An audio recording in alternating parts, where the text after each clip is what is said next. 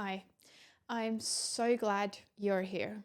Whether someone sent you this episode or you've been listening since the beginning, thank you so much for being on this journey with me. I'm Bridget, and this is Just Call Me Bridget podcast, where we honestly talk about what it really takes to build a life in Australia. Please share it with someone else. It really helps the podcast to grow and reach more people who might need this information. Let's get into today's episode. Welcome back to another episode of Just Call Me Bridget podcast.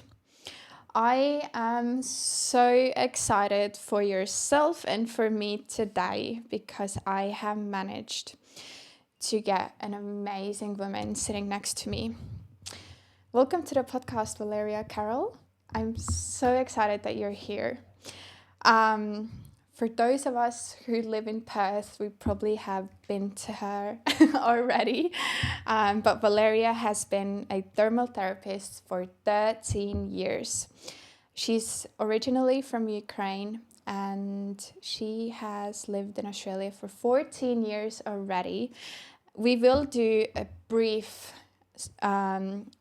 sort of her own Australian journey, but because how often do we have the chance to go into the dermal therapist's brain and pick out all the information that all of us need in our life to achieve the best skin of our life? Today is the day that we're able to do this. Thank you for coming to the podcast, Valeriya. Thank you, Bridget. It's so nice to be here. It's amazing to reflect on your life. So this is a good opportunity. Yes. Yes, love it. I'm so excited.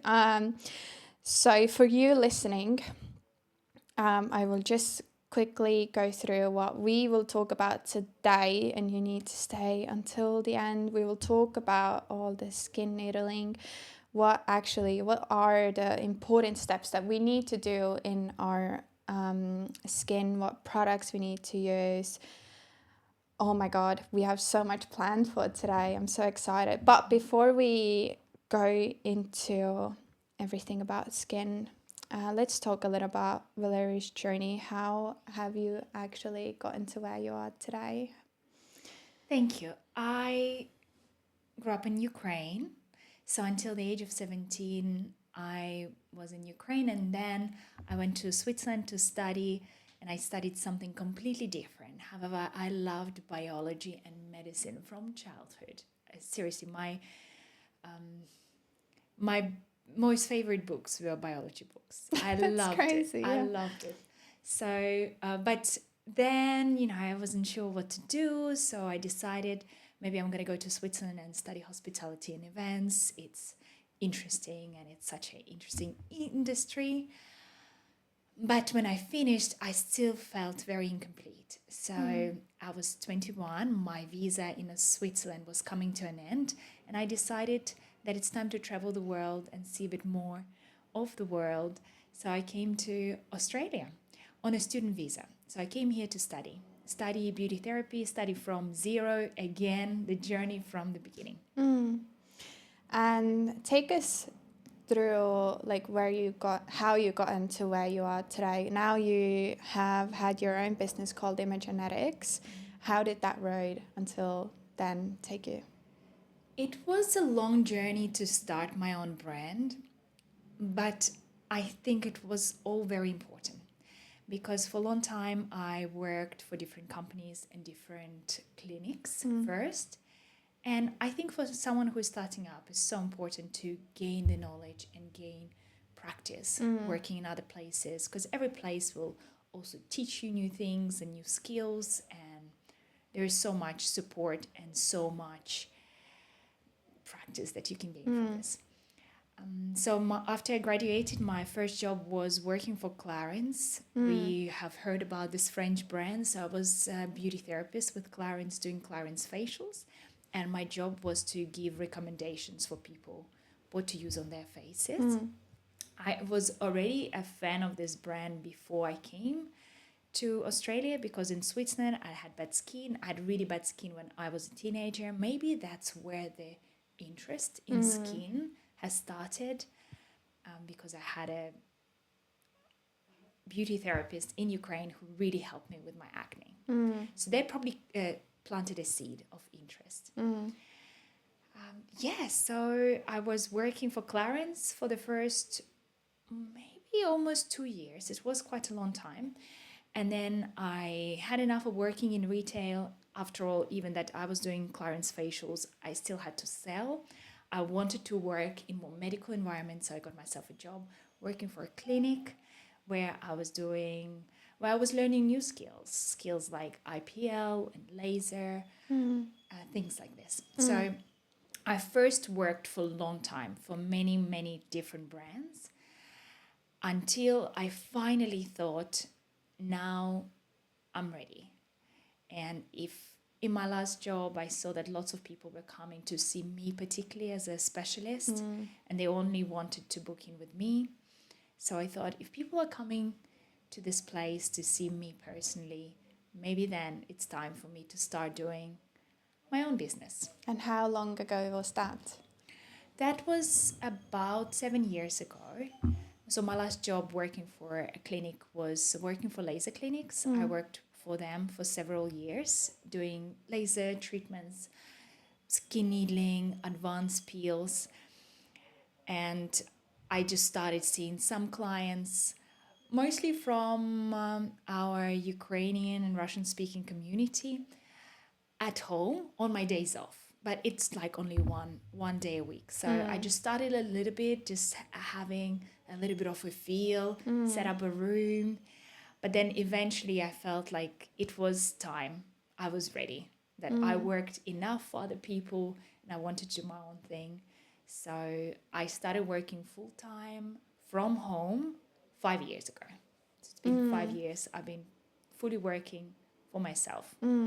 That's such a smart move as well, that you like slowly stepped into that world. I feel like a lot of people just go full on straight away and then they start to struggle. So you really like already you sort of built up your brand, like you said, people only coming there for you. And I mean, now in Perth, like you are in our community as well, like the most well-known dermal therapist. Like everybody wants to come to you for your brand, for your energy, for everything, you know, how you communicate with people. Like your brand now is so strong. Thank you. So good to hear that. No, it is, Because when yeah. you're starting out, you have so much doubts. And it took Yes. me years to actually feel, can I survive working for myself completely? It's a big leap of faith, thinking, how will I find my clients? Because you can't steal clients from places you are working in. And very often you may even have certain clause in your contract that you're not allowed to work within a certain perimeter from home. Of course, you have to be respectful. You can't just start inviting people to your home. Yeah. Like it's illegal. I'm pretty sure it's illegal.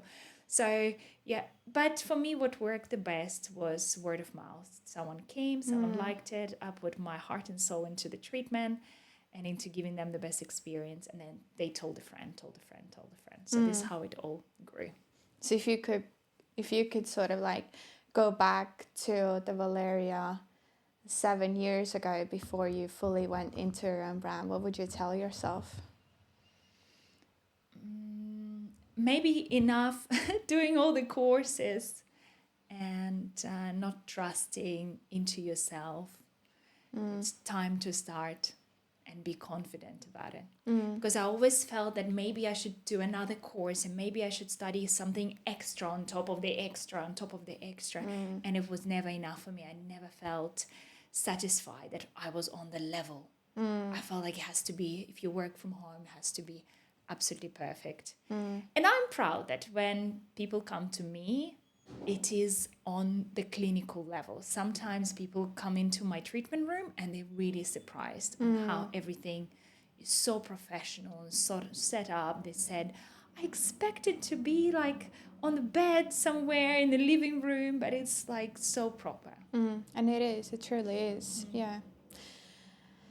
Let's get into the good stuff. Yes. Oh my God, I am so excited, Val, because honestly, like I've been coming to as well, and it's not only what I love the most about you, that it's not only like only skin, and we'll get into all of the how skin and gut health and everything is correlated.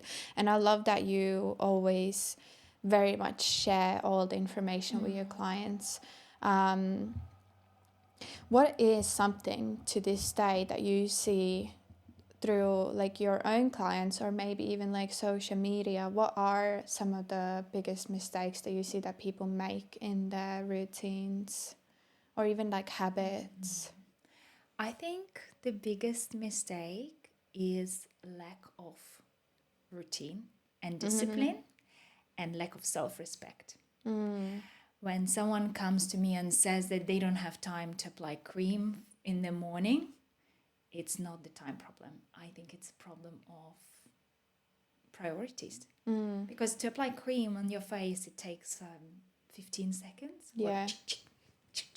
Yeah. Done. So it's hard for me to work with a client who says that they don't have time to put cream in the morning because they're too busy. Purely because that's a problem, that they don't respect themselves enough to apply cream on their face. Their priorities are different. I'm pretty sure that they've had a minute to check their social media, which they could have used to apply cream on their face. And working on your skin is teamwork. You come to me and I will do a treatment for you. Maybe we'll see each other once a month, sometimes even longer, with longer spaces in between. But what you do for your face at home is so important. You then go home and you apply creams morning and night, and then you also put food and supplements in your body. So I don't have control over that. So it's teamwork. It cannot be just up to my treatment to get you good result. Yeah. You really need to think of that, what is happening behind the scene, in between the treatment. What is the client using on their faces? So yeah, lack of discipline. And it doesn't have to be complicated. It could be really simple steps. Yeah, because you shared on your social media as well that sometimes people are even using too much, and you rather believe in like minimalism, that like less sometimes is more. What do you reckon now? Because I feel like sometimes it is, well, honestly, so overwhelming. Like for me as well, like there's so much information always, you know, people are trying to sell you all of these different products, and then I'm very confused. I'm like, oh my God, like I feel like I need to be using like 50 different things to actually achieve a good skin. What do you reckon, and what do you use on yourself? Like what is actually the right routine? Obviously every skin is different, like there isn't probably like this is for every single person, but what do you use in your everyday life that you are like, this is a must that every woman should do? You're right, Bridget. I'm definitely a fan of minimalist skincare, purely because I've seen many clients come in and show me their beauty bag or take photos of, and I do ask for that, take photos of their products, and then we look into it and there is like 8-step routine and it's just too much for the skin. So I think it has to be just few quality products. You probably would have spent the same amount of money to buy 8 or to buy 3 professional. So very simple cleansing is something people really neglect. You can't just cleanse with whatever. It's not like, oh, this is like a step that we can just buy whatever crap from the shop, foam up our faces, clean. Having a good cleanser really means it's like a foundation to whatever you do on top of that. It's so important. Very often when I introduce something new to people's routine, it's probably going to be a cleanser. And I actually got in trouble for that, because when you work in retail, of course it's much more prioritized that you advise to your client to buy a serum or a cream, because it's so much more expensive than selling a $40 cleanser, for example. Yeah, do you understand where I'm going to? So Good cleansing routine is a foundation, and then just a really good productive serum and a moisturizer. I'm very simple girl, and I see that we're so overwhelmed by social media and all the trends that we see. Everybody's screaming, buy this product, this is the best. You have to be selective. It is overwhelming, so that's why personally I see with my clients it's easier for them to come to me and ask them what do I think they need rather than go and search for it. Yeah. Sometimes it just saves you time and thinking and being overwhelmed. Yeah. So what are the steps that you use in the morning and then during the night? Like, what should my steps be? Like, what do I actually need? We'll get sort of into the maybe product selections later. I do know that I'd love to ask you about Korean skincare later as well, which is very popular lately. Yes. So let's say I wake up in the morning. What should I do? You wash your face. Yeah. So morning, just water. I personally use just water. For some clients, especially with oily skin, they prefer to rinse off the grease in a way. But personally, for me, now I have normal skin type. I just wash with water. I put a really nice hydrating serum. I use eye cream in the morning.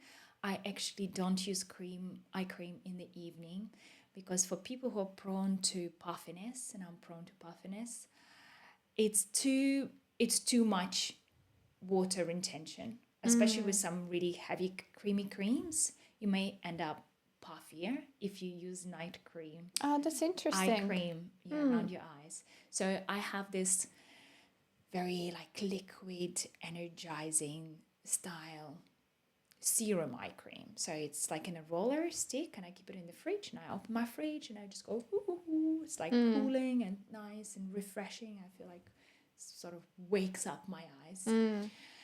And always really good hydration, because we look at the person and we sort of like analyze their health looking at their skin, right? So when a person has got a glow about them, we psychologically look at that person as healthier and more sexy. Yeah, that's true. Right? Yes, that's very true. Sexy, more healthier for sure, and youthful. I think I even read about it somewhere. When we're younger, our skin is oilier, so it has a shine. And when we are maturing, our skin lacks the shine. And most of my clients who are mature clients, they're seeking radiance. This is their main concern. They want glow. So glow is a priority for me. And I even will show you some tricks that I use for glow cool. later. Okay. Yes. So wash your face, eye products, good hydration with a nice quality serum, preferably hyaluronic acid, or it could be vitamin C serum, and then light moisturizer. And of course, invest into good foundation. So if you are wearing foundation, choose the best foundation and the most non-comedogenic foundation, because you don't want foundation to start clogging your pores. I think we often forget how sunscreens and foundation clog our faces up. And the evening routine? Evening routine, I always wash my face. I don't even know whether we should talk about it, but still occasionally I think some people are naughty. So no matter at which state, after whichever party or festival, I will always wash my face. I'm against face wipes, actually. Oh, and really? I still sometimes meet people who use face wipes. I think they're a convenience thing. You feel like you are maybe physically doing an action of removing things off your face. So psychologically, it feels like cleaner. But in reality, they have a lot of preservatives in them, and often they leave a film that actually bad for your skin.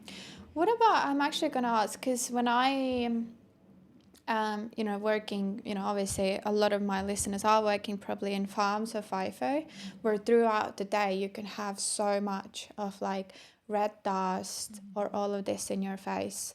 I've actually been recommended to use like an alcohol-free wipe in the middle of the day to sort of get away at least like some of the like just the dirt from the air, or would it just be better to just do like a quick water rinse? Oh, it's a really tricky question. Probably depends how dirty. I'm not sure. I've never been in that environment. Yeah, I mean, because your face would like in the middle of the day Feel just be full of red Yeah. dust. Yeah. And I even had someone who arrived directly from the mine and lie down on my towels. No. And it was red. Yeah. There was dust. Literally, there was dust in her head, dust behind the ears. It's crazy. I think maybe, look, you don't want to overdo it because you're still, by wiping it, you're disturbing your skin, and then you probably, it's like almost scratching that dirt on your face. I don't think it's gonna be gentle enough. Maybe a water rinse would be better, but then you don't want to rinse your face too often because you will also remove protective barrier. I think most logical thing to do is do your sort of skincare and then just survive through the day.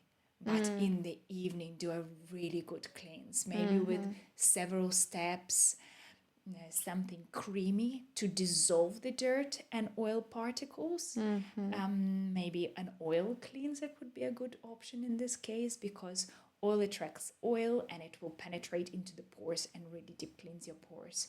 So for dissolving heavy makeup or dirt like this, probably an oil or milky cleanser, and then maybe a foam cleanser just to make sure that you have removed everything, and then a toner. So I think that evening routine will be essential for them to get a good cleanse rather than wiping with I'm not sure about benefits of that. Yeah. Also, because I've always sort of had, like oily skin, and I feel like I'm slowly, like you said, like you used to have oily skin when you had acne, but now you've turned it to normal skin, like combination skin. If someone has oily skin, obviously your face is, producing a lot more oil. It's normally sort of, I feel like that's one of the misconceptions, which I used to have as well. That then I don't want to put anything creamy on my face because I feel like I'm making everything so much more oilier, and you almost feel like the only thing you want to do is just like detox. Wash your face. Yeah. What is actually the truth behind it? Yeah, I think the problem with oily skin types, they often overdoing it. We feel like I have these pimples because I have bacteria on my face and I just need to wash and scrub and terrorize my face. So often we're using way too aggressive skincare on our face that removes bad bacteria but also removes good bacteria, and it disturbs your acid mantle. It's an invisible film on your skin that creates a protective barrier. So we are disturbing pH on our skin when we are overwashing, over scrubbing, overdoing acids, and doing that hardcore anti-acne, almost like, alcohol swabs. And like, this is so bad. This is definitely imagine like it's decreasing your skin's immunity. Yeah, so when we are overdoing it, decreases your skin immunity. So overwashing is a big problem. But also when I think the question here is, does oily skin still need moisturizing? It definitely does need moisturizing because oily skin can still be dehydrated. And previously, when I worked in very hardcore air-conditioned environment, by lunchtime your forehead is shining and you're just feeling so greasy. You feel like your makeup is just sliding off your face. So that's because the aircon is dehydrating us, but we cannot produce our own moisture by but we can produce plenty of oil. So your body is just trying to hold on to some moisture in your face. So instead of producing water, it's producing oil to like lock it in because it's evaporating. So you can just produce even more oil. So being dehydrated and also working in aircon, it's when you're gonna see even more shine. So you just need to focus on hydrating your skin more. You can even use like a thermal water or a toner in a spritz bottle. Sometimes you can find those toners on the market, which creates like a hydration during the day for you, because often we don't want to touch our makeup and we don't want to touch our face, and it's not hygienic with bacteria. So you'll just spritz your face to refresh and just focus on creating that moisture in the morning, just using a really quality serum. Because the serums have got smaller molecules, and the molecules can penetrate deeper into the layers of our skin, and then we put a moisturizer on top and we're locking that moisture. So focus on locking that moisture in the morning. A little commercial break from this amazing podcast. I just wanted to shout out Pleasant Active products for you guys, because I've been using them for the past few weeks and it's been absolutely amazing. I'm already seeing the changes that my hair goes through. So I've been using their shampoo, conditioner, and also their hair serum oils. It's absolutely amazing. I started using them because my hair used to be very long. It was really healthy and very thick and nice. But I just lost all of that when I moved to Australia because of working in the farming industry and also in FIFO. My hair is always exposed to very dusty environments, and also the water here is a lot harsher. Because I keep bleaching my hair as well, it's done its damage. But these products have really helped me to start my hair growth journey and really get my hair back to its healthy state. They use all of these amazing ingredients like placenta extract, keratin, liquid silk, glycerin to really nourish and strengthen your hair. I'm very excited to share with you my journey on how my hair will start growing back to life. And if you want to try out these products as well, please use a discount code which is the same as my Instagram username, so Birgit HVA. So it's like my name, Birgit Huva, but just skip the U in the middle. So let me know how you go if you do try out these products, and let's grow our hair long together. Okay, I want to talk to you about something that I have been working on, because I genuinely think that this could help shape the podcast into something completely new. Do you know how you're a visa holder in Australia and you probably have a bunch of questions that you don't want to ask under your own name, or you're a bit too embarrassed, or you have a story that is either a funny one, the ugly cry one, or a story where you're like, I cannot believe this just happened to me. I want those stories. I have set up a completely anonymous Google form. No name, no login, nothing. You just fill it in and hit submit, whether it's your question that you're too scared to ask, or a really good story that I could use on this podcast or in an Instagram reel, so someone else can have a laugh, learn something, or not feel so alone in their own situation that they might be going through as well. The link is down below or in my Instagram bio, and it's called Share Your Aussie Story or Ask a Question. Let's do it.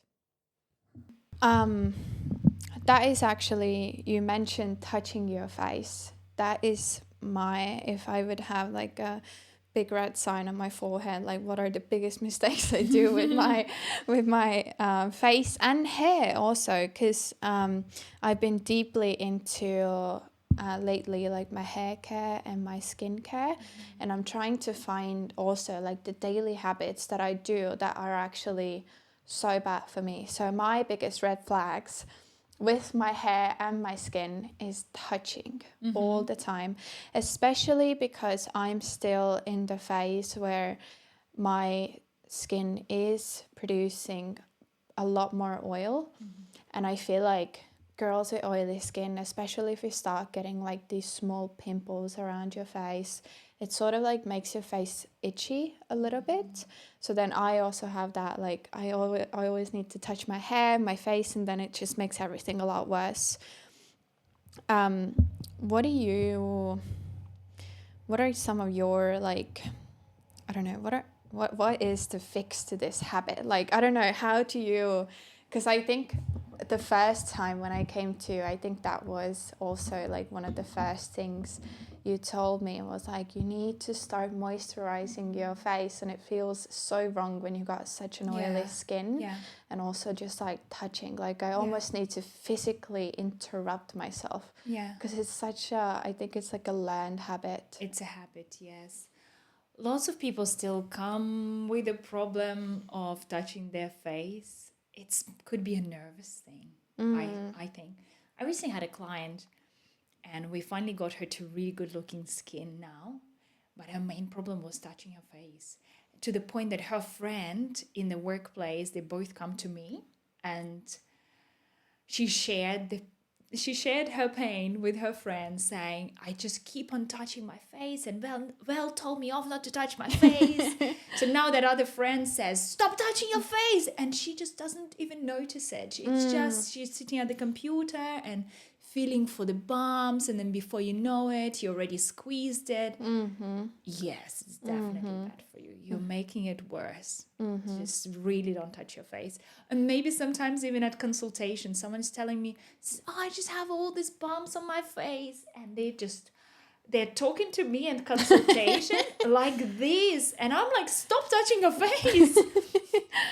Or like you've done a treatment when they can't touch their face, like skin needling, for example. Their face is red and raw, and everything has to be sterile at that point. And then they still want to talk about it, and they start touching their face. I'm like, oh, no. I think I'm the type of person that my client definitely start touching their face in the car and be like, oh, Val is like, are you touching your face from around the corner? Oh, I saw you touch your face. Yes, don't touch your face. What about person. pimple popping? Don't pop your pimples. Even when it's like a white head. Okay. When it's like ridiculous and it's definitely coming out and it looks horrible, then disinfect just on it, and then use cotton tips to squeeze it out. Okay. Just so to nails. No nails. don't touch your face. Yes. If you are desperate. I understand sometimes we are desperate. Sorry. But when I do it, doing deep cleansing facial, I prep your face before I start squeezing your face. So I steam, I open pores, I use all sorts of different solutions to help me open the pores and make it easier for you. I use different machines. And then I do some extraction for the things that didn't come out during all the other steps beforehand. When we just start squeezing our face without washing it, just passing by the mirror and starts, oh my God, it's like the worst thing you can do. And the worst thing is that you probably will not actually even extract it completely, and it's just going to leave some residue in there, and it will just push, and then next morning you have pimple next to it. It's like all about all the bacteria sort of spreads. So imagine like bacteria is in that pore is infected, it's swollen, it's like a ball of imagine like swollen ball of pus and bacteria in the pore, right? And we're squeezing it, but we didn't get everything, and we just squashed it, and it just pushed out near it, and then you have pimples next to it. So it's all about doing it in the most cleanest way. So when I do it for you, even the angle at which I'm doing it, it's an angle for me to get everything out.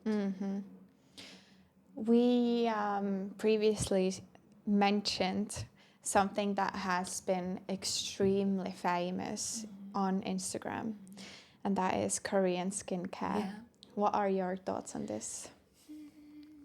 I think lots of people will not like my answer here. Honestly, so far, I did not have a single client who came in and had fantastic skin using Korean skincare. It's just from what I'm seeing. And a lot of my Estonian clients actually are using Korean skincare. I think it's cute. All the packaging looks amazing. It's not very expensive. You can buy yourself a whole routine, probably for the price of one professional product. So you feel like, oh my God, all of this. And they're so good at advertising and making it look attractive. You will have all this That's the glow, ampoules and what the we were glow. talking about. Yes. Yeah. So they definitely make some really good products. It's just really an overwhelming industry to really find these products. To find a good Korean skincare product, you probably need to go on the forum and read 50 reviews of all the ladies talking about which creams. Have you tried the spicular cream? Have you, like the micro needles cream? And it's just a lot of research. Many of us don't have time for this. But honestly, I just have not seen good results from Korean skincare on European skin. I think our skin is different from Asian skin, and maybe on Asian clients it's totally gonna work, but for us, What about CeraVe? it's probably not doing anything bad for your skin. You mean like CeraVe cleanser Yes. that lots of people use? Yeah. Again, huge trend with my Estonian clients. Lots of people use Yeah. CeraVe. Do you talk to each other about it? Is it how is it spreading? I don't know. Do you know what I think it is? I think it's now because it's sold in pharmacies, because it's very much on social media. Its packaging looks almost like it is a Medicated. Yes. I think that's what it is. And also they have done their marketing so well that if you go into ChatGPT and you are like, this is my skin, what do I need? It recommends you only CeraVe. For real? Yes. I think that's what it is. That's insane. Yeah. Because I've I'm had shocked, male because friends. I was thinking, how is No, it because I've had spreading? male friends who, obviously males don't, they don't research that much about skincare like women do. And I had men friends who had acne both on their back and their face. And all they did was just go on ChatGPT and they gave them a five-step CeraVe skincare. I think my explanation behind it will be probably ChatGPT, then done the research and tries to follow that concept as don't overdo your skincare by using anti-acne hardcore cleansers.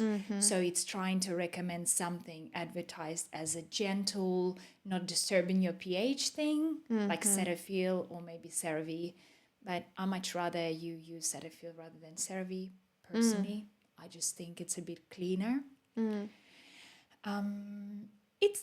think the concept of not disturbing your pH balance is good. You can use something better than CeraVe in terms of purifying your face. My favorite product is this sensitive skin face wash that I use for myself, and I recommend to many of my acne clients because I don't want to aggravate their skin more. Yeah. Now, I want to know your take on something that I feel that has been such a game changer for myself as well. So, obviously, like you said, getting a good skin is teamwork.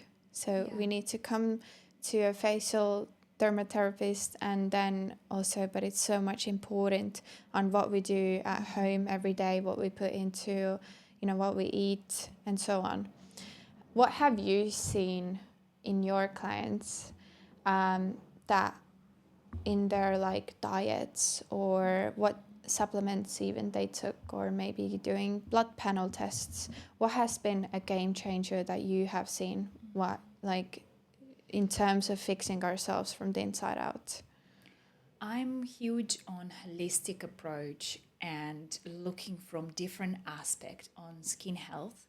I really believe that our skin identifies what is going on inside. It's like a result. So for me to treat someone's really bad acne is pointless just to do it with a facial, especially if you did not improve any of your skincare at home, but you still expect the same results, right? So you came to me, you have acne, you showed me what you're using, but you still expect the same results. I heard this amazing saying, if you want different results, you cannot continue doing the same thing. So you can't expect the same. So change, improve your skincare routine, but especially improve your gut health, because more and more studies are showing how important it is for us to have good gut health in order to have clear skin. Also to have good gut health to even feel calmer, because apparently gut health is highly related to our nervous system too. And in general, just think about it. If you're not feeling great in your gut, your confidence is down. If you're feeling bloated, if you feel some pains, you're not feeling the most attractive self, right? If there is a problem there. So, of course, working on the gut health is number one, that I've seen a lot of results, especially for people with acne skin. Now, for those of you who are watching this on video, Valeriya has also brought a 3-step routine that she has been using. I'll tell you about it now. Yes. So I want to warn you, everything I brought in today is purely purchased from my own money.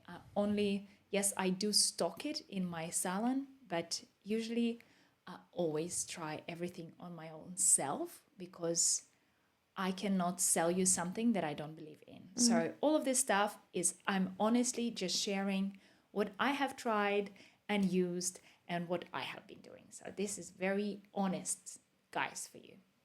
I'm not keeping anything from you. So this is digestive tuna, and I've done it twice already, and I'm about to start a cleanse this week as well. So this is a full body detox, which helps us to cleanse our body, to cleanse our gut, cleanse our liver. It's been developed by a naturopath, and what I like about it is that we are not only cleansing, because you find lots of programs that you're just on the toilet cleansing. This is different. This is actually cleansing gently, and it's also restoring your gut lining. It's healing your mucus lining, and then it's also introducing healthy bacteria into your gut as well. So you're not only cleansing, you're also healing and restoring, and you're also repopulating and introducing good bacteria. So I really like the concept of it. And there are not many on the market that have a comprehensive, like 3-step. So I've seen really good results. I personally had really good results from this when I went to Japan, and I was trying so many things that are gluten and sugar. And I try to be gluten-free because I've noticed for myself that I get bloated and I don't feel very well. And then I start having dermatitis on my face from eating gluten. So when I came back from Japan after 3 weeks, my tummy was sore and I just could not wait to eat homemade meals, go completely gluten-free, no more bread, no more any temptations. And I started doing this cleanse for 1 month, and it was amazing. All the rashes gone away on my face. I've just had a really good reconfirmation how well it works, especially when you're desperate and when you're like a trip, for example, somewhere, and then afterwards you feel a bit meh. Yeah. And also I would say dairy and sugar are such game changers. For myself as well, I've always seen, and I think that was the first time, I think when I came to see you, I think one of the first questions you asked me was, do I eat dairy and sugar? Yeah. Because those, as soon as you try to cut dairy and sugar products, I feel that is a completely different feel on your body and your skin as well. Maybe it's something to do with like the sugar levels like rising and lowering. I'm not sure, but it truly makes a difference. Yes, it's very important to look at your gluten consumption, your sugar consumption, and your dairy, especially if you have problems with your skin, because all of those three things, they increase inflammation in our body. Many people are lactose intolerant without really understanding and knowing it. There have been lots of studies that shown that lactose products can increase inflammation in our body. And also they carry hormones from cows. They could carry some parts of antibiotics and things that cows could be given. So it's, and also maybe it really depends which country you live in, but lactose here in Australia did not suit me. So I wouldn't say I've been completely lactose free, because I still love cheese time to time. And I know lots of people do. But I definitely don't drink cow's milk like in my coffee. And gluten, huge thing that increases inflammation as well in your gut. And yes, it's really good to try, to experiment. Cut off gluten for 2 weeks, see how you feel. Do you feel better? Do you feel better in your gut? And in general, even just maybe just cut it off for time being, and then slowly introduce it and see how you feel after. Or maybe do it while you're doing a cleanse like this, so you're not doing more irritants and aggravating your gut health. And sugar, really interesting point, sugar is actually ages us faster. So eating too much sugar, lots of people see more breakouts on eating excessive refined sugar. But also what sugar does is actually creates glycation in our skin, and it destroys your collagen fibers faster. So yes, That's it actually interesting. I speeds didn't up know that. aging, and people suffer from premature aging by consuming too much sugar. Wow, that's insane. What are some of your own beauty secrets? As you said before, you are quite holistic and you like to do holistic approaches. I think let's open my bag, my cosmetic bag that I brought with me today. Because I thought that it would be just so much more interesting for you to see what is inside a beauty therapist beauty bag. Oh, I'm so excited. So as you said, first correct steps first. Yeah. This is almost empty. I think I probably have. That is actually, Val, that would be such a great point for you to also explain. As you can see here, that is a milk cleanser. Yeah. What you are holding in your hand is like a foam cleanser, right? So how do I know which cleanser do I need? And why do I have to? And why do I have to clean my face? Why do I have two cleansers? Of course you need to clean your face because of the environmental factors, work, sweat, but truly, sunscreen, I think everything. How do I know what is the right fit for me and when to use different types? Oh my God, as bizarre and cheesy it will sound. Yeah. You come for a consultation, we have a look at your skin, and then I can recommend you. Yeah, that's true. Everyone is different, right? Yes. I almost have to touch their skin and do that initial treatment. Sometimes, no, most of the times, client comes for consultation and the treatment. Because during the treatment, after we spoke about your health, you fill out the paperwork.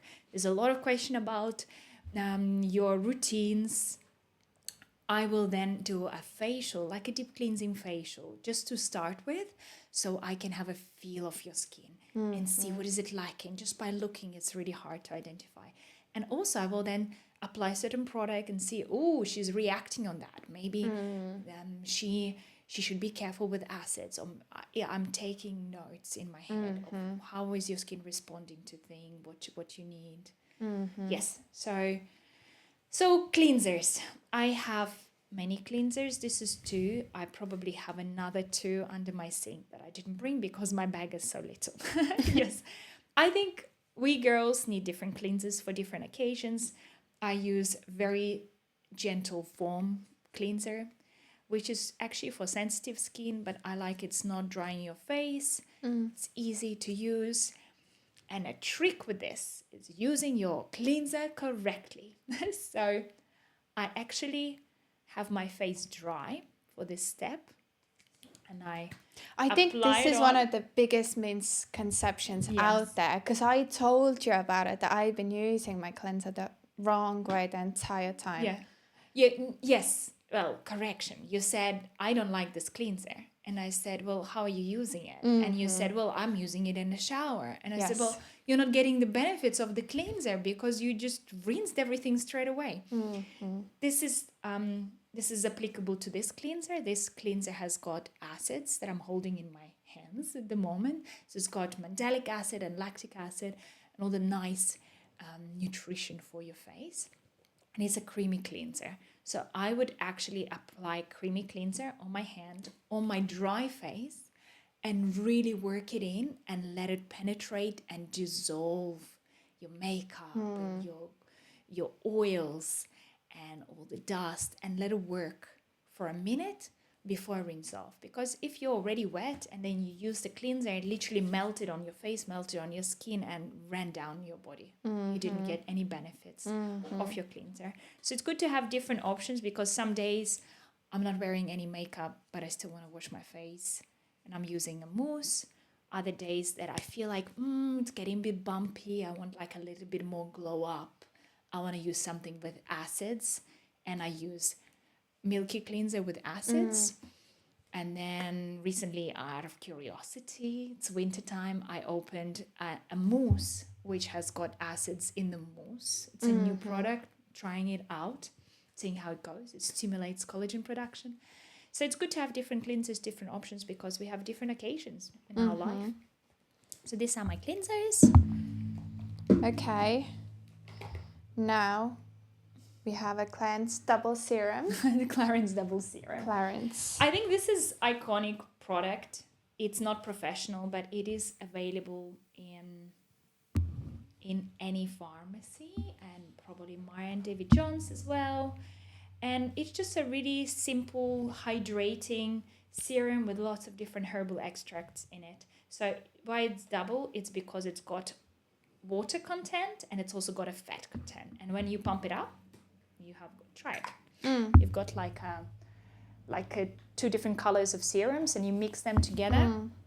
And I always finish applying my serums on my décolletage. So after the cleanser, the next step is a serum. Toner, if you have one, if you need one, depending on your face. I know some people don't like toners.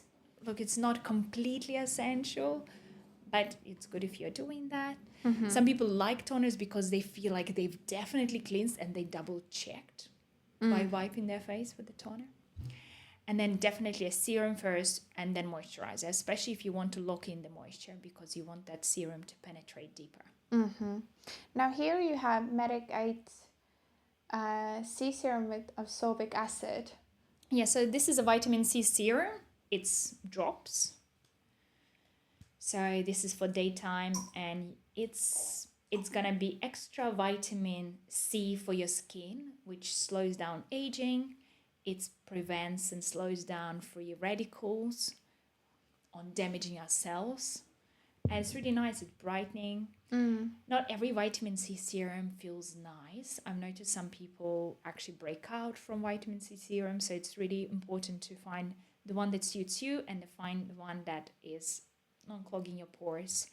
This is quite nice. You actually feel almost like a little tingle from it. And then I have got another vitamin C serum, which is, what is it called? Vitaforce? This one? No, that other one with this silver lid. This one. Yeah. So this is another option, but this is more hydrating. So if that is pure vitamin C serum, which is like drops, this is actually a hydrating serum with hyaluronic acid and vitamin C. So it's really nice to nourish your face in the morning. So we always use vitamin C in the morning and then retinol at night. And is this something that has hyaluronic acid in? Is that something that we can use every single day? Yeah. Yeah? Okay.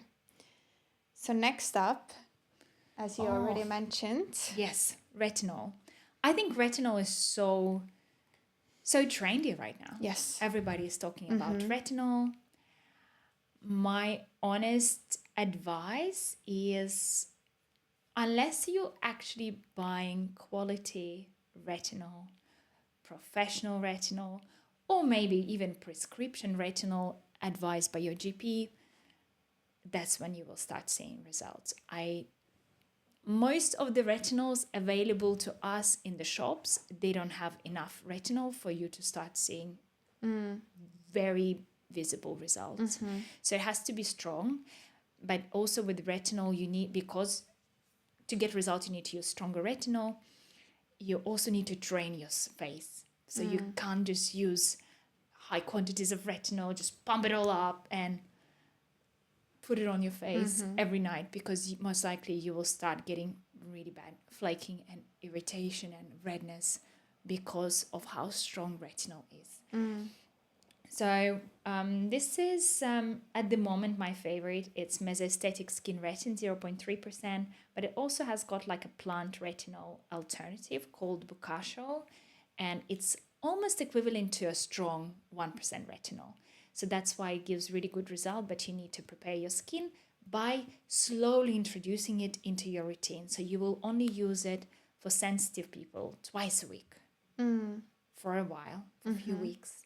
Then you see, I think I can do it. I think I can tolerate it. Then you start using twice a week. So many of my clients are using it 3 times a week. And is that something only winter time? I use only in winter. Yeah. Because during summer I can do other things. I feel like we in Australia have so much sun exposure. It's really hard to be completely safe. And I don't want to risk it. So I waited for winter, and now I'm going to start my retinol, do a course of retinol, do all the other winter treatments. And then in summer do something else, more like for hydration, antioxidants, other things that we can do in summer. So personally, I use retinol in winter. Some people use retinol religiously every day, and eventually you can build up your tolerance and use it every day.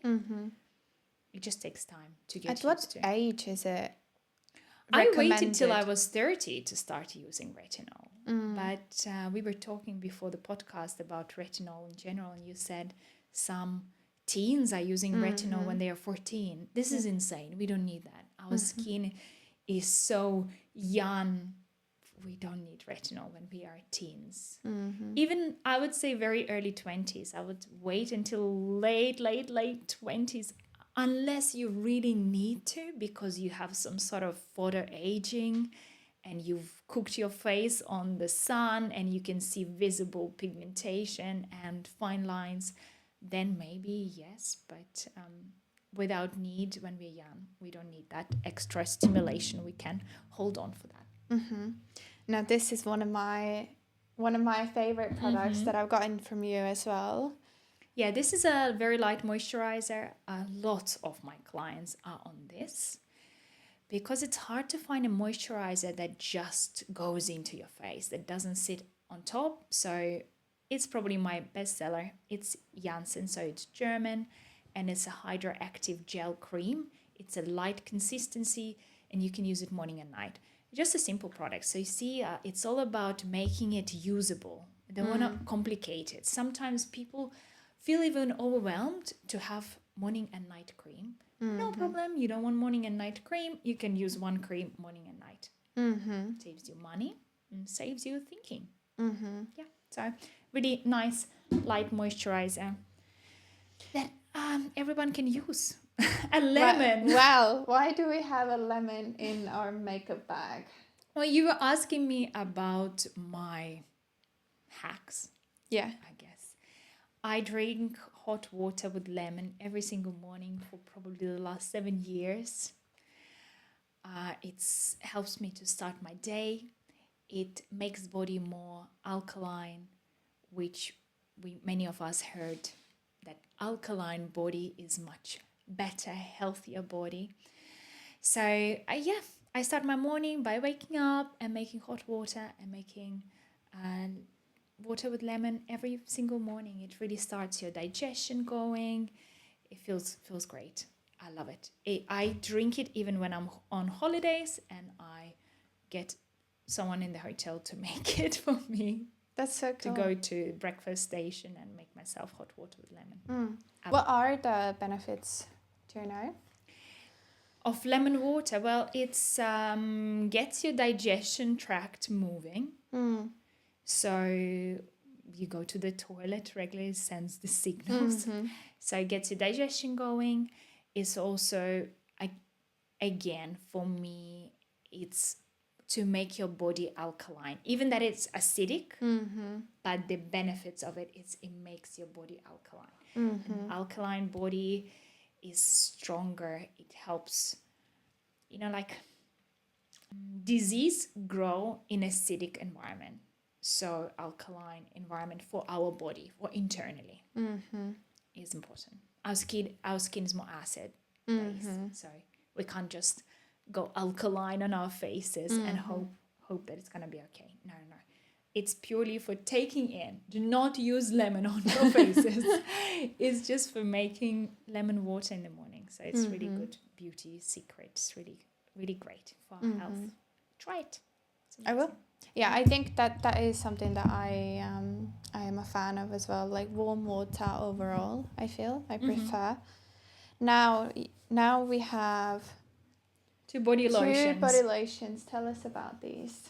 Well, I think often we forget about our body, how important it is to hydrate our body as well as our face. And I mentioned to you before, when I apply serums and creams, I don't just stop at my face. My serums and cream always go like this, down my neck and down to my décolletage. So everything gets spread till here. So I'm looking after that whole part of my body. And lots of people in Australia, because we have very harsh water, they're struggling with dry skin.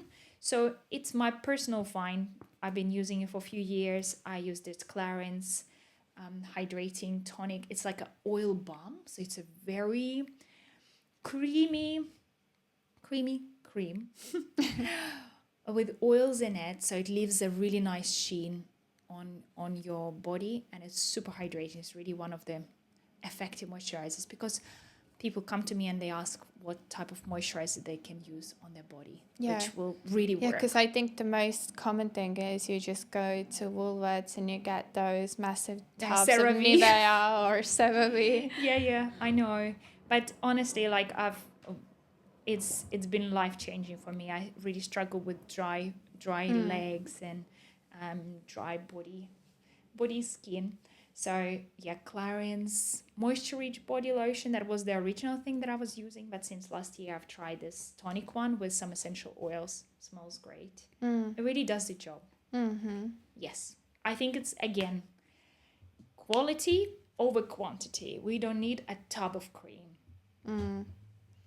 Because often, think about it, how many products expire because True. they're a tub of cream. 3-liter cream, like huge creams. So yes, I think it's better to use something fresh that you will be actually using and seeing benefits, rather than buying a million products that don't work. So yeah, that's my little tips and tricks. That's so cool. Thank you for sharing that. Thank you. I think a lot of us have sort of, I think when I prepared for this podcast with Valeriya, I asked her, I was like, so tell people, if you had like $100, what would you buy? Yeah. And I think you sort of laughed and you said a good cleanser. Yes. Yeah. Probably. And it's true, because I think we are quite influenced that, when you don't have a lot of money, you sort of try to go to, whatever, Kmart, and then you still try to do the 10-step skincare routine, but with just extremely cheap products. which might actually make it worse eventually than to really just take one. I had this realization many years ago when I came to Australia and I was struggling with bad skin here as well. And I just, one day I looked and I had this box full of skincare. And I thought, this is all the skincare that I don't use, that I've tried, didn't work. I put it in that box, tried it. It was full. It was huge. It was this big. And I thought, for this amount of money, I could have probably had treatments on a regular basis, like few facials, especially at that time. And a couple of really nice skincare routine steps, just like a cleanser, toner, moisturizer, cleanser, serum, moisturizer. Yes. So sometimes it's sad. We live in the environment which is advertising for us to consume a lot of products. Everybody says that their product is the best. Honestly, you don't know until you will try it. Yeah. I believe in trying. I often give people little pots of creams to try and see for themselves if they like it, because we may not like the smell, we may not like the feel, we may not like the consistency, all sorts of things. So try it before you buy it.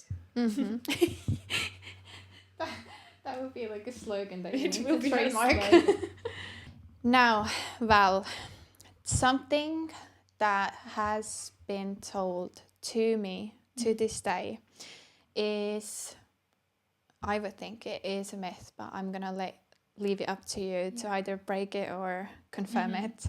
So every time before my period, when I've had my skin breakouts, something that, I don't know if it's only something from like Slavic countries, Okay. but people have told me that when you have acne on your back or your face, the best thing to do is go under the sun And tan it. and tan it. What is your take? I heard about it in Ukraine. Really, when I was a teenager, I think someone said, "Oh, don't worry, you're just gonna go to the sea and tan it." It sort of does reduce to a certain extent, but I think the risk with tanning when you already have pimples is that you imagine that the area where you had a pimple, maybe you squeezed it, so now you have a little scab there. Then you go and have sun exposure on that. That fresh scab, this fresh skin, will tan faster than the rest of your face because that is fresh skin. And you may end up with a pigmentation spot where you have a pimple. So I think the benefits of tanning to get rid of acne is not enough to the risk of getting pigmentation where you had breakouts. And also getting sun damage and things like this. Mostly pigmentation. We actually didn't talk about pigmentation here, but pigmentation is huge.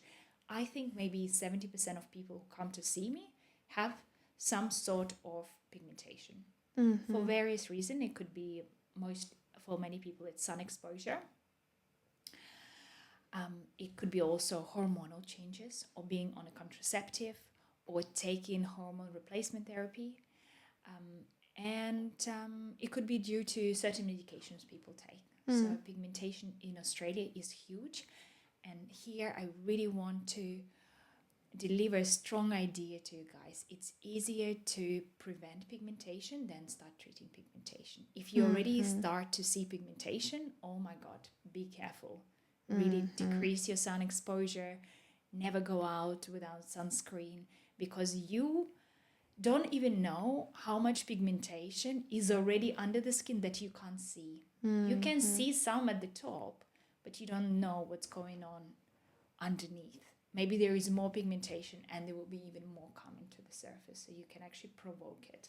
Yeah, I guess it's something that when we're younger, we don't feel think like about we don't pigmentation. care. And then Also, we don't care about pigmentation as much living in the northern countries, because our sun is so gentle, but here it's crazy. I think all of us arrived to Australia and definitely burned ourselves on the first week. Yes, absolutely. Because you just stand on the bus stop and you are burning. radiation in Australia is, I believe, is stronger. Like the solar exposure here is crazy. Yeah, it is. It truly is. Now, you are known as, at least in my friend group, you are known as the queen of skin needling. Yeah. Tell, for someone who's never heard of it, Yeah.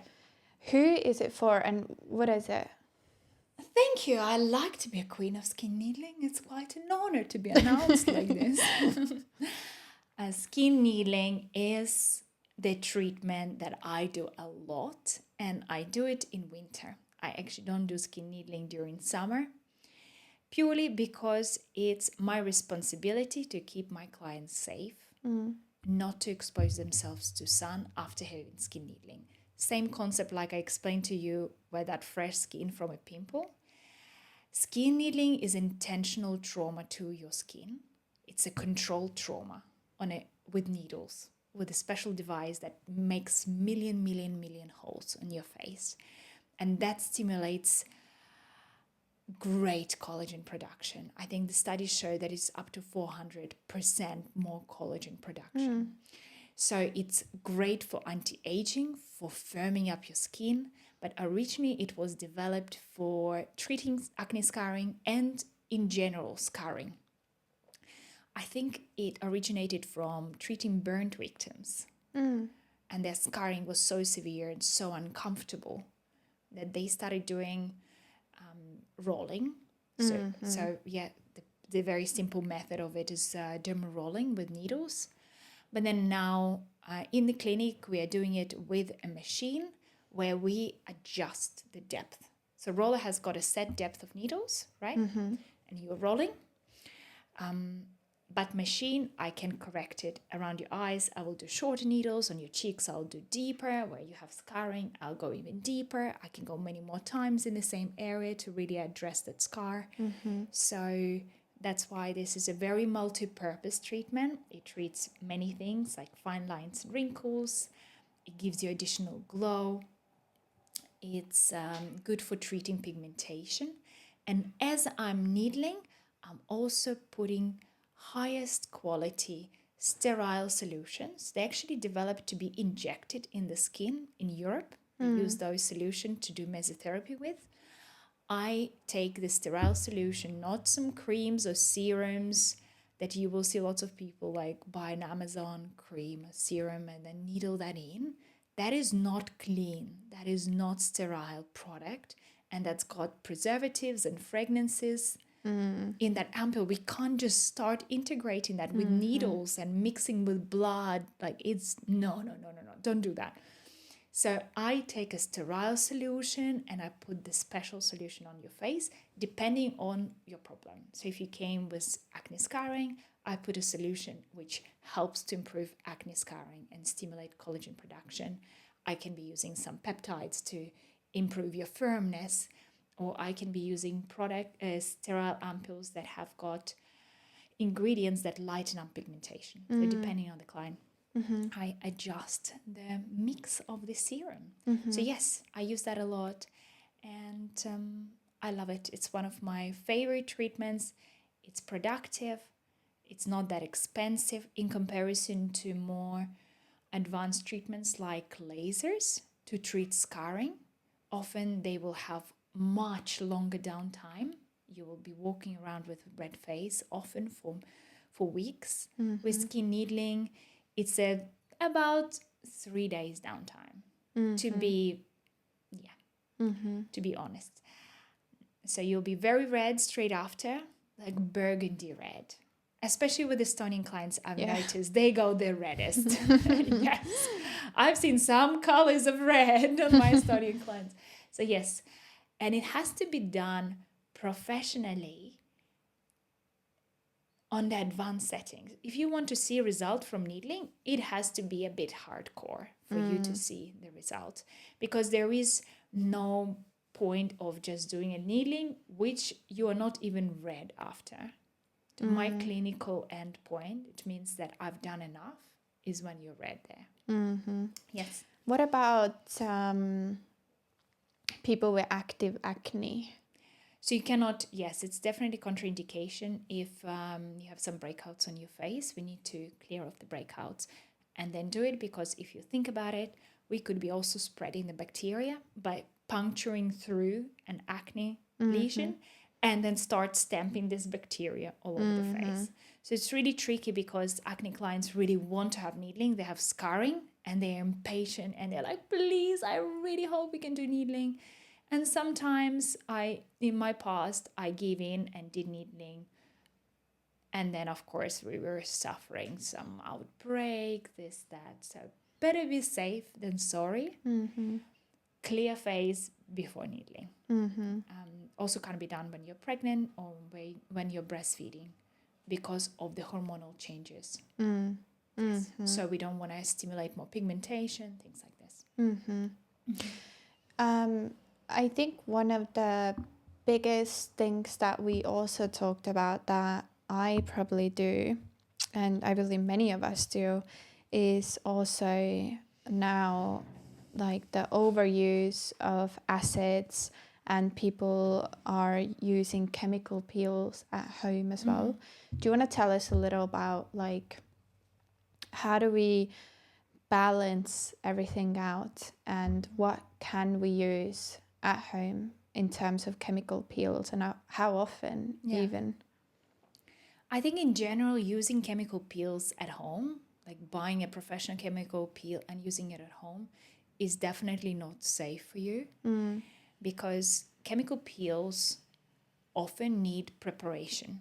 So you will come to me and I most likely will not do a chemical peel for you straight up, because there are certain products that you may need to use to get your skin healthier, used to acids, slowly building up your tolerance. If you have already barrier that is compromised, that you can see the skin, it can't be protecting itself, you cannot put peels on top of that. Because if you look at the skin which is unprepared, you will have some areas will have more skin cells on the surface, and then there will be also some sort of cracks in the skin, so it will be uneven. By using special acidic products to prep you up and also melanin inhibitors, I'm smoothing that surface so that peel is penetrating everywhere the same, right? Because here we have a lot of cells hanging on the surface and it sort of didn't penetrate here, but then there is a crack, so it fell down the crack very deep into the dermis where it doesn't need to be. So we are just getting skin as much healthy as possible. So that's why unless you know how it works, it's really hard to do it correctly at home. So, and often then people will not prep their skin. They don't know what they're doing, how many minutes are they applying it for. Maybe they're not neutralizing it correctly because you need to stop the reaction. So you can actually run into much more trouble. You can aggravate already bad acne, make it even worse. You can impair your skin barrier and then start getting acne when you didn't have acne. And the worst one that could happen is triggering pigmentation. You can actually burn your face with a peel, and that will cause post-traumatic pigmentations where you had a trauma in the area, and that will pigment darker and become patchy. Oh yeah, this is so hard because it's so hard to treat. For someone to come over and for me to treat, it's hard. So for the ladies probably who have been listening until the end, we all know men mostly will just rock up with a 10-in-1 shampoo, conditioner, body wash, face wash, everything in one. And men normally are not too good at setting up their proper skincare. They're often very not good with using, sunscreens and so on. So for those of us who want to take better care of our men at home, what are some of the non-negotiables that men should be using and doing? I'm very happy to see men in my beauty salon. Really, I think for them it's such a brave step to enter our kingdom and be vulnerable, right? And let someone do treatment to you, because it's not their, it's not where they're comfortable. Maybe they don't have the knowledge. So I respect men who come to me. I try to promote it to them as a hygiene treatment. And majority of men who come to see me, most of the time, they whether work in mining or some sort of jobs that are very dusty. Or maybe they in general have problematic skin or oily skin and they would like a deeper cleanse and improve their skin health. So I start with deep cleansing facial for men. It's nice and simple. I always explain to them what I'm doing so they feel comfortable. They know exactly what's going on. And I try just to let them be and enjoy the moment. It's not a lot of chit chat with men because I don't want to scare them away. They're already doing a big job by coming to see me at the facial. So I usually let them be and just do my job. Give them some recommendation. They still need to wash their face with a good cleanser, and use nice serum moisturizer. It's the same. Yeah. It doesn't even have to be men product. You know what I mean? Yeah. So it can be female product, could be the same moisturizers and serums that I showed you. It doesn't have to be specific for men. I know that lots of men are struggling with ingrown hairs on their beards. What I've seen really help my husband for that is doing scrub, or maybe glycolic scrub, or he's got this cool charcoal something special men's scrub, and he scrubs his neck and face, but mostly neck, mostly the bottom part, right, where the hair grows. So he scrubs it, and then he shaves after. So he's removing all these dead skin cells, and then he's shaving after. And that has stopped the breakouts, stopped the ingrown hairs. It's really good for men to scrub before shaving. So that's a good little trick for them. And probably not using body wash on their face will also help, because body wash is harsher than a face wash developed for face. So it will probably remove too much of that protection we spoke about. Yeah.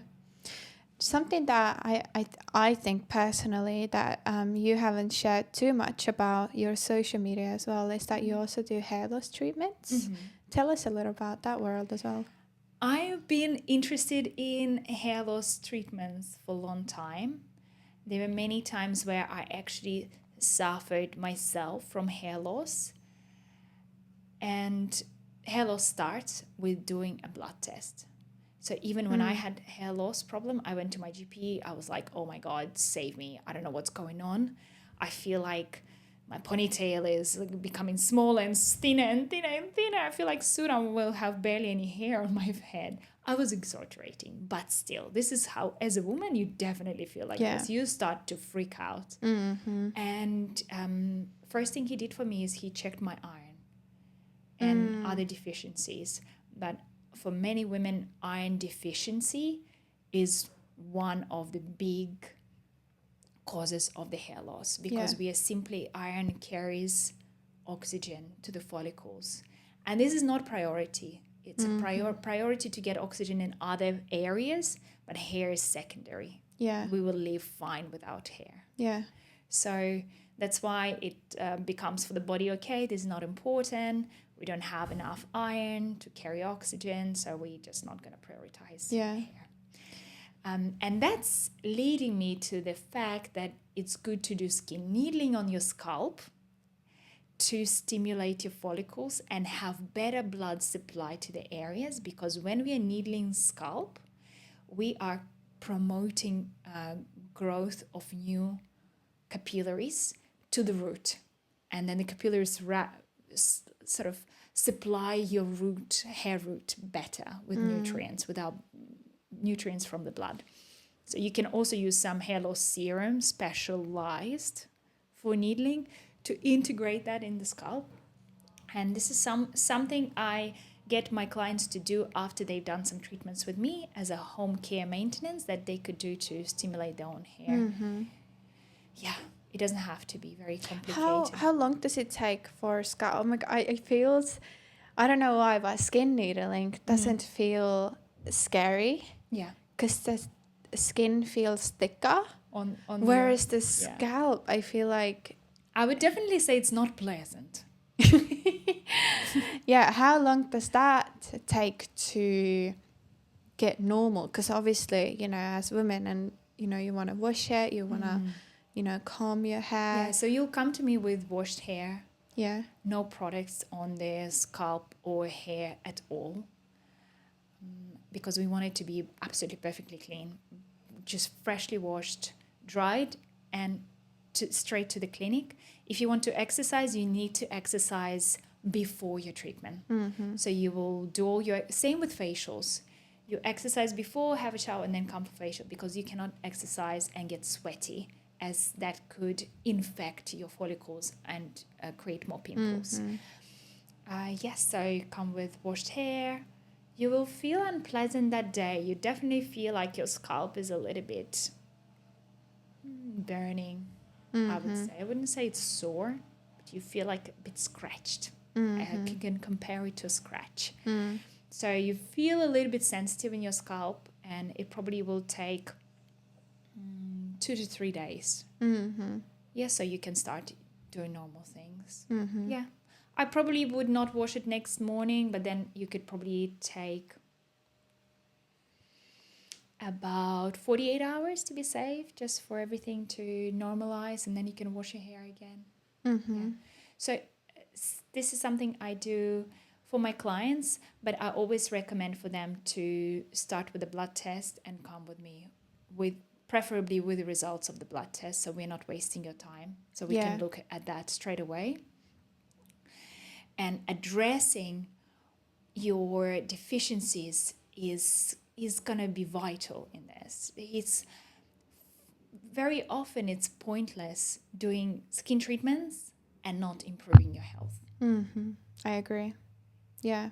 Yes. So addressing your iron deficiency, looking at other factors, how is your thyroid function, vitamin D deficiency, B deficiency, zinc, and then not just taking supplements without understanding, and then taking supplements according to what you are missing. I agree. Yeah, so hair loss is fantastic. You will start seeing results after a few treatments. You must have a course of treatments. There is no point in doing one treatment. It comes as a course. Same with chemical peels. Very often, most likely it will be a course. Yes. And needling too. Everything is a course. Everything is. You can have a one-off. I had clients had one-off, like a glow-up needling. But most of the time, we are waiting for winter. We're prepping the skin. We're starting to use different products. And then a client comes in and does series of needling once every month. And then the summer starts, and then we can't do needling anymore. So we're just trying to be productive in winter. One last question before we finish this podcast. If you could do a snap of the finger and you could stop people doing something with their face, whether it's something that you are just like, oh my God, please stop doing this, or stop using this, or whatever it is. Do you have anything like this? Stop doing something to their faces. Yeah, or maybe some certain products or certain habits or certain foods, or I don't know. I think the only thing that I want to say here is respect your body and respect yourself. And if there is something that bothers you, start taking steps to improving that or fixing that. Look into it. There are so many tools nowadays.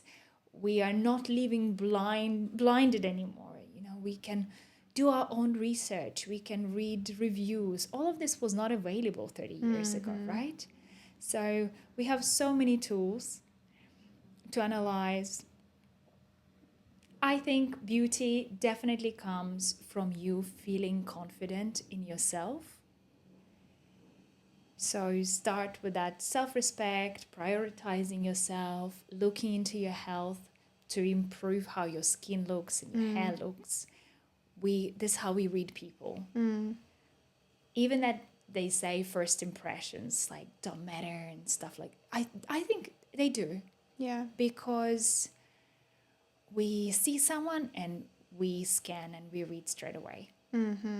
We see, is that person healthy, or sometimes you're like, oh, something is off. I don't think that person is Yeah. healthy, for Yeah. example. Right? Yeah. So my snap of a finger, if I could help everyone, is to give them a little dash of confidence and love for themselves. I love that. Yes. I think that is the perfect ending. I will put all of Valeria's information down below if you are in Perth and you would like to go and have a lovely treatment with her. Thank you. Thank you, honestly, so much for coming in today. I think there isn't a single person who's been listening to this podcast who hasn't found this useful. I definitely, I've learned so much from you. And I've also, like you just said now, like to actually, like if you do have an issue, like go deep, like try to find out what is the cause of it. Like don't just treat the result of what's been causing this, but actually go deep and find like why is my skin like this? Why am I feeling like this? Why is my hair falling out, and so on? Yeah. I think it's so important to take care of yourself. Yeah. I love Well that. done. Very well put. Thank you, Valeria. Thank you, Bridget. Thank you. I really enjoyed being on the podcast today. It really gave me so much reflection into what do I do? Why do I do those things? I feel honored to be invited. So thank you. Thank you. And if you like this episode, please share it with at least one of your friends. It does really help the podcast to grow and reach more people who might need this information. It's a small thing you can do for me for free. And like that, we can grow this community a lot larger. So thank you, and I'll see you in another episode. Thank you. Thank you if you've been with me since the beginning, and if you haven't, please make sure you hit the subscribe button down below. It really helps me to spread this podcast to everyone who might find this useful. I'm so excited that you're here, and if you like this episode, please share it with someone you know. Thank you.